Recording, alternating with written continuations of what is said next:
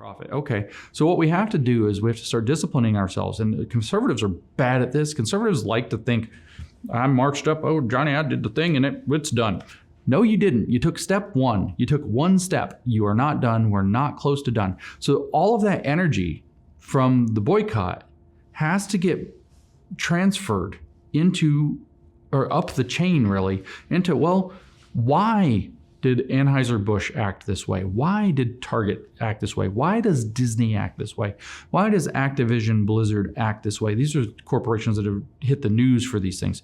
Well, it turns out that they're beholden to something. So you've got to pass the buck up to the thing they're beholden to. You got to talk about the corporate equality index, or in healthcare, the healthcare equality index, or in your cities. Why are your cities doing drag queen story hours and parades all the time? And you try to get it to vote no, and you show up and you petition and they ignore you because there's a municipal equality index.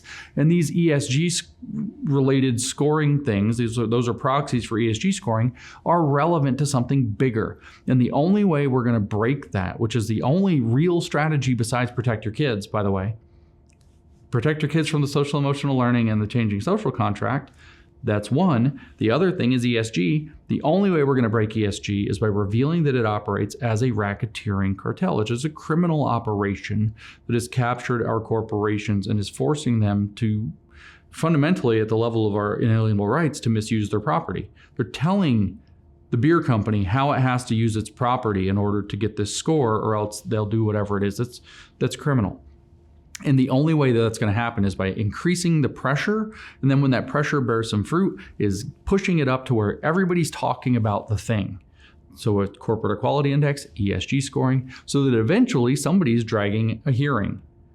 Somebody's doing a lawsuit. You have enough information so that shareholders file a shareholder suit for fiduciary responsibility. Then when that goes to discovery, you pull out even more information that justifies the next suit. And you start to have class actions, and you start to have Senate hearings or House oversight hearings that drag this more and more and more out into the public, which you might be a doomsday prophet and say, well, they're just going to do it anyway. Fine. Force them to force it. And they delegitimize themselves. Maybe they win, maybe they lose, but at least the cards are on the table and it's not infiltration and subversion anymore.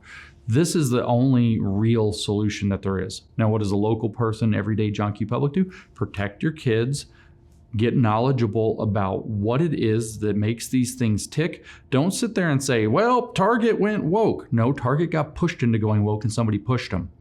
Who pushed them? Why did they push it? Look it up, find it out, start telling people about it. So it passes the buck up the chain until finally the pressure mounts so much that it can't be ignored, or to ignore it is completely discrediting and delegitimizing.